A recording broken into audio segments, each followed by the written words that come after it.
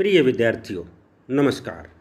मैं रतन सिंह, राजनीति शास्त्र विभाग, वैश्य महाविद्यालय भिवानी, आपके साथ भारतीय संविधान की विशेषताओं पर चर्चा करने के लिए उपस्थित हूँ।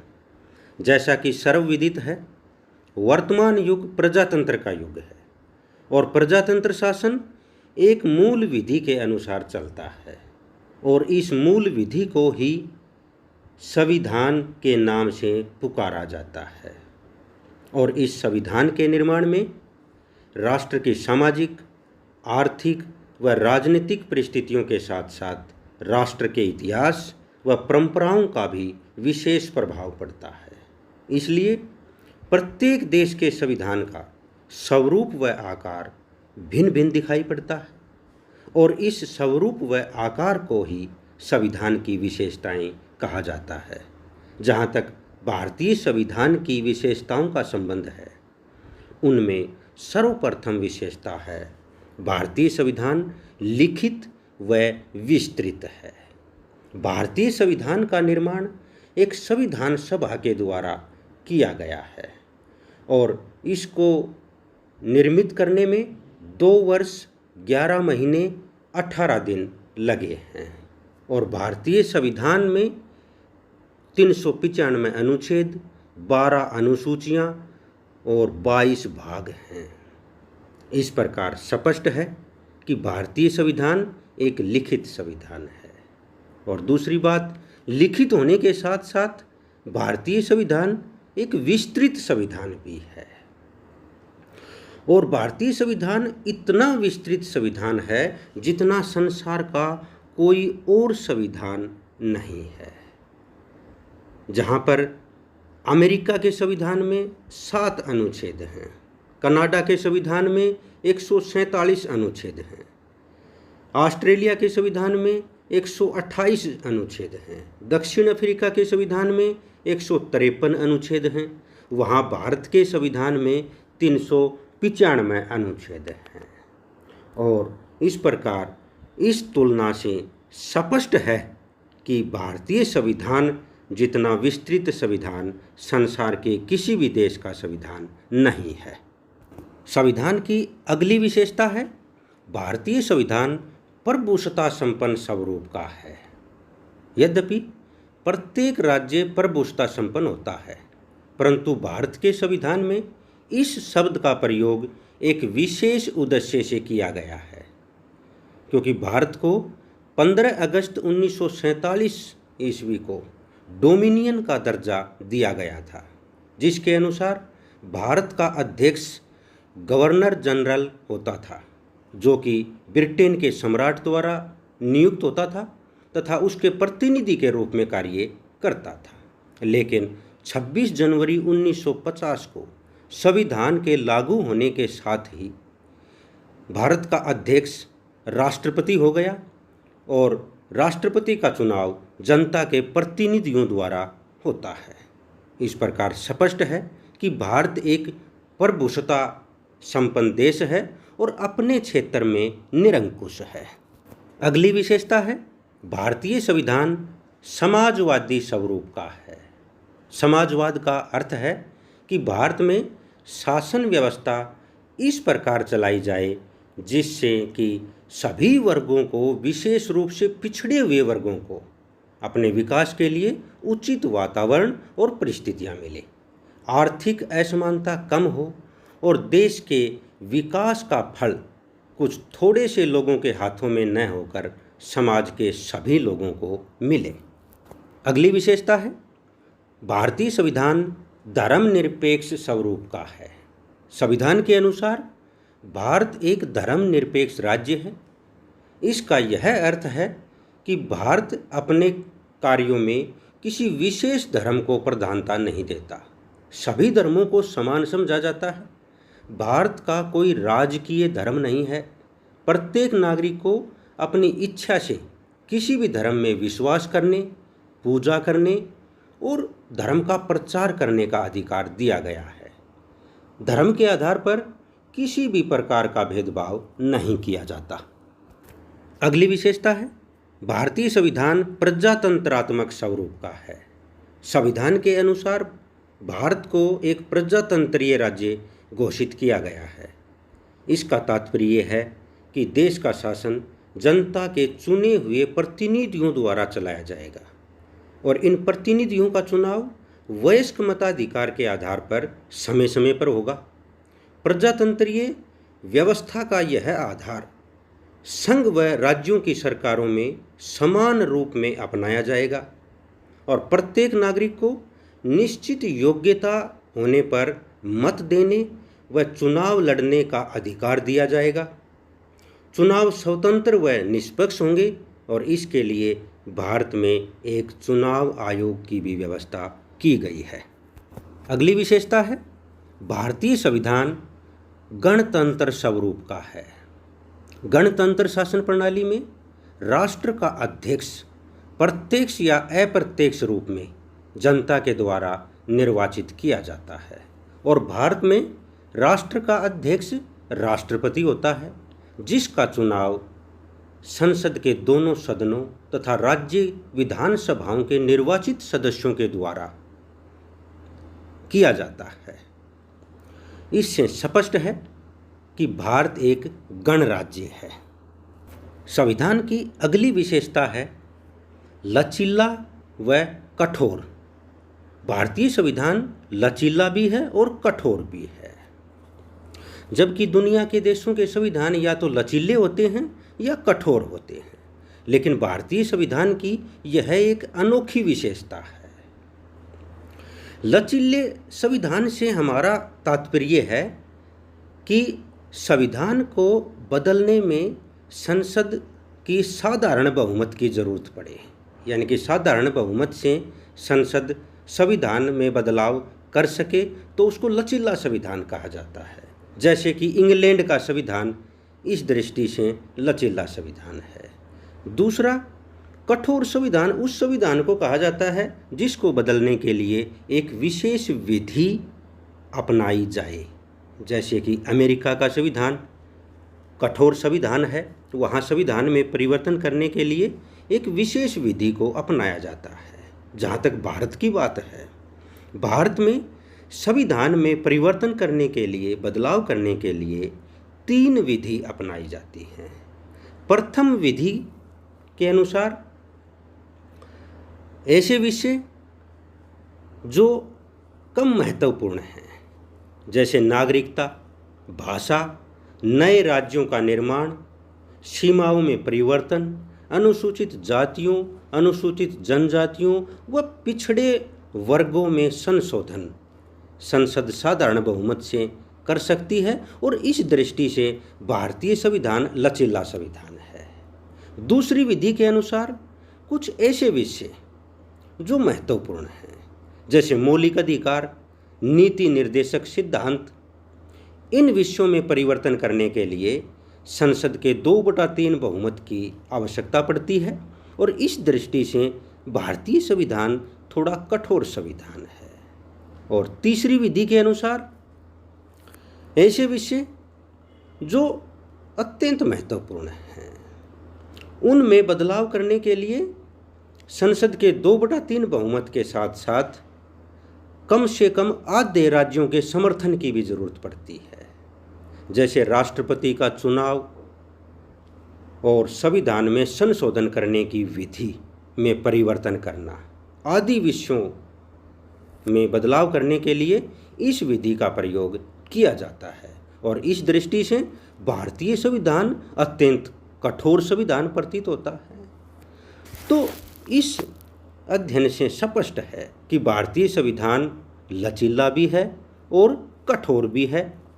संविधान की अगली विशेषता है संसदीय शासन प्रणाली।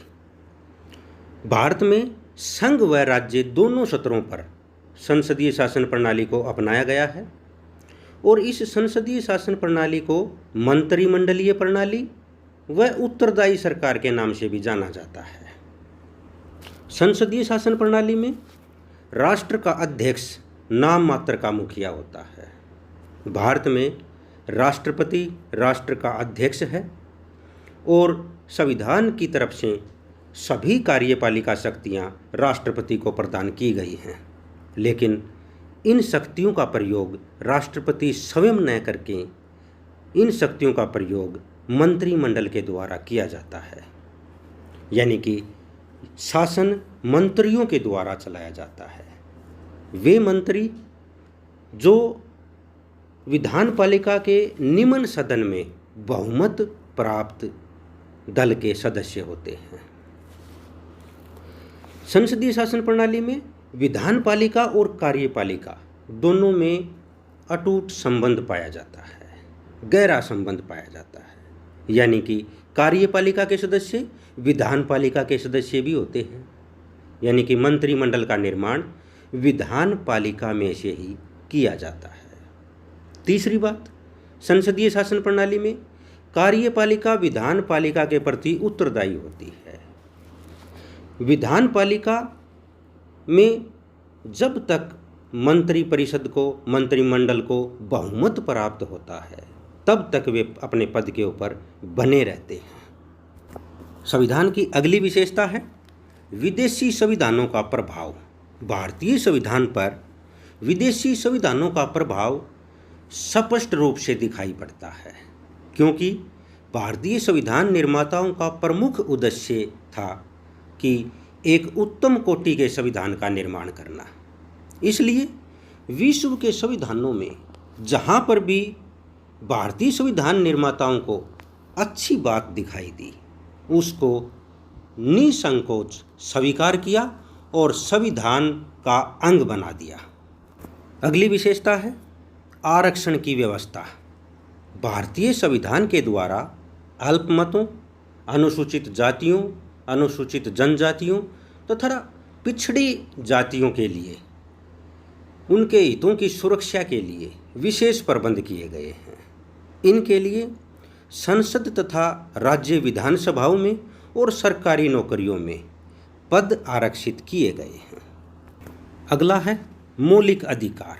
भारतीय संविधान की एक महत्वपूर्ण विशेषता है कि इसमें मौलिक अधिकारों की विस्तार से व्याख्या की गई है। भारतीय संविधान के अध्याय 3 में अनुच्छेद 12 से 35 तक मौलिक अधिकारों का वर्णन किया गया है। मौलिक अधिकार उन अधिकारों को कहा जाता है जो नागरिकों के सर्वांगीण विकास के लिए अनिवार्य होते हैं। भारतीय संविधान के द्वारा नागरिकों को जो मौलिक अधिकार प्रदान किए गए हैं उनमें समानता का अधिकार, स्वतंत्रता का अधिकार, शोषण के विरुद्ध अधिकार, धार्मिक स्वतंत्रता का अधिकार, सांस्कृतिक एवं शिक्षा संबंधी अधिकार तथा संवैधानिक उपचारों का अधिकार शामिल हैं। लेकिन यहाँ पर ध्यान रहे कि ये मौलिक अधिकार असीमित नहीं हैं। राष्ट्रहित को ध्यान में रखते हुए इन पर प्रतिबंध लगाया जा सकता है और संसद इनके अंदर कुछ संशोधन भी कर सकती है। अगली विशेषता है नीति निर्देशक सिद्धांत। भारतीय संविधान में आयरलैंड के संविधान की तरह राज्य के नीति निर्देशक सिद्धांतों को भी शामिल किया गया है। इनका वर्णन भारतीय संविधान के 4थे अध्याय में अनुच्छेद 36 से लेकर 51 तक में किया गया है। राज्य के नीति निर्देशक सिद्धांतों से हमारा तात्पर्य है कि वे सिद्धांत जो संविधान द्वारा शासन चलाने के लिए निश्चित किए गए हैं, ये वे उद्देश्य एवं आदर्श हैं जिन्हें संघ तथा राज्य की सरकारें कानून बनाते समय या लागू करते समय ध्यान में रखती हैं। लेकिन यहाँ पर यह स्पष्ट करना जरूरी है कि मौलिक अधिकारों की तरह इनके पीछे कानून की शक्ति नहीं होती। इसका अर्थ यह है कि केंद्र या राज्य की सरकार जब इन सिद्धांतों की उल्लंघना करती हैं तो उनके ऊपर मुकदमा चलाकर उन्हें इन सिद्धांतों को मानने के लिए मजबूर नहीं किया जा सकता। दूसरे शब्दों में हम कह सकते हैं कि राज्य के नीति निर्देशक सिद्धांत न्यायोचित नहीं हैं, परंतु इनसे यह अर्थ नहीं लगा लेना चाहिए कि इनका कोई महत्व ही नहीं है। जनमत की शक्ति इनके पीछे होने के कारण इनका अपना एक विशेष महत्व बन जाता है। अगली विशेषता है संघात्मक तथा एकात्मक तत्वों का मिश्रण। यह विशेषता भारतीय संविधान की एक अनोखी विशेषता है, क्योंकि दुनिया के देशों के संविधान या तो संघात्मक पाए जाते हैं या एकात्मक पाए जाते हैं, लेकिन भारतीय संविधान संघात्मक भी है और एकात्मक भी है।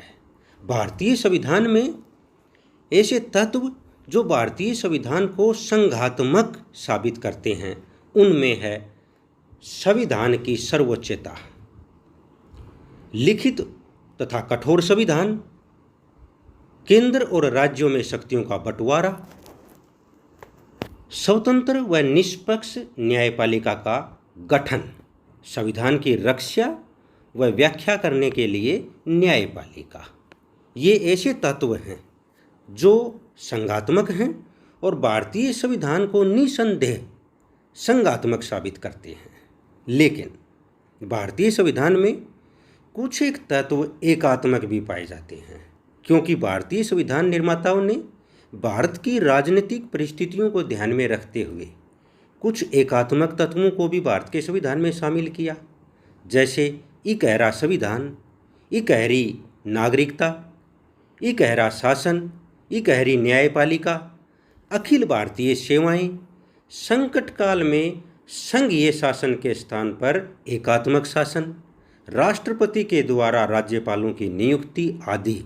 ये ऐसे तत्व हैं जो भारतीय संविधान को एकात्मक साबित करते हैं और भारतीय संविधान संघीय होते हुए भी एकात्मक कहा जाता है। लेकिन यह सब व्यवस्था भारत की एकता व अखंडता को बनाए रखने के लिए की गई है।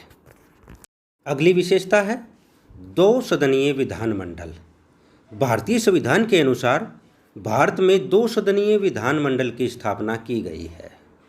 भारत में संसद के दो सदन हैं, लोकसभा तथा राज्यसभा। लोकसभा संसद का निम्न सदन है। इसके सदस्यों का चुनाव वयस्क मताधिकार के आधार पर प्रत्यक्ष विधि से होता है। राज्यसभा संसद का ऊपरी सदन है और इसके सदस्यों का चुनाव राज्य विधानसभाओं के द्वारा आनुपातिक प्रतिनिधित्व प्रणाली के आधार पर किया जाता है। शक्तियों के मामले में लोकसभा प्रथम सदन है और राज्यसभा द्वितीय सदन है। राज्यसभा के सदस्यों का कार्यकाल 6 वर्ष है और 1/3 सदस्य। अगली विशेषता है दो सदनीय विधानमंडल। भारतीय संविधान के अनुसार भारत में दो सदनीय विधानमंडल की स्थापना की गई है। भारत में संसद के दो सदन हैं, लोकसभा तथा राज्यसभा। लोकसभा संसद का निम्न सदन है। इसके सदस्यों का चुनाव वयस्क मताधिकार के आधार पर प्रत्यक्ष विधि से होता है। राज्यसभा संसद का ऊपरी सदन है और इसके सदस्यों का चुनाव राज्य विधानसभाओं के द्वारा आनुपातिक प्रतिनिधित्व प्रणाली के द्वारा किया जाता है। शक्तियों के मामले में लोकसभा प्रथम सदन है और राज्यसभा द्वितीय सदन है। राज्यसभा का कार्यकाल 6 वर्ष का है और 1/3 सदस्य प्रत्येक 2 वर्ष के बाद सेवानिवृत्त होते हैं और उनके स्थान पर नए सदस्यों का चयन किया जाता है। लोकसभा का कार्यकाल 5 वर्ष है और इसको 5 वर्ष से पहले भी भंग किया जा सकता है। अगली विशेषता है मौलिक कर्तव्य। भारतीय संविधान के भाग 4 में अनुच्छेद 51A के तहत नागरिकों के मौलिक कर्तव्यों का वर्णन किया गया है। यहाँ पर ध्यान रहे कि भारत के मूल संविधान में मौलिक कर्तव्यों का वर्णन नहीं किया गया था। बाद में 42वें संशोधन के द्वारा 10 मौलिक कर्तव्यों को भारतीय संविधान में शामिल किया गया और फिर 86वें संवैधानिक संशोधन के द्वारा एक मौलिक कर्तव्य को भारतीय संविधान में शामिल किया गया और अब कुल मौलिक कर्तव्यों की संख्या 11 हो गई है। इन मौलिक कर्तव्यों में शामिल हैं भारतीय संविधान की पालना करना तथा उसके आदर्शों, संस्थानों, राष्ट्रीय ध्वज और राष्ट्रीय गान का सम्मान करना। अगला है, स्वतंत्रता संग्राम के दौर में जिन आदर्शों को अपनाकर भाग लिया गया और जिनसे प्रेरणा मिली थी उनके ऊपर चलना। अगला है, भारत की प्रभुसत्ता, एकता और अखंडता का समर्थन तथा सुरक्षा बनाए रखना। अगला है, देश की सुरक्षा करना तथा समय आने पर राष्ट्रीय सेवा के लिए तत्पर रहना। अगला है, धार्मिक, भाषाई और प्रादेशिक या वर्गीय विभिन्नताओं को त्याग कर भारत के सारे लोगों में मेल मिलाप तथा बंधुता की भावना को विकसित करना और स्त्रियों की प्रतिभा को हीन करने वाली प्रथाओं का त्याग करना। अगला है, अपनी मिलीजुली संस्कृति को संपन्न परंपरा का सम्मान करना और उसे सुरक्षित करना। अगला है, वनों, झीलों, नदियों और वन्य जीवन जैसे प्राकृतिक वातावरण को उन्नत करना और उनकी रक्षा करना तथा जीव जंतुओं के प्रति दया रखना।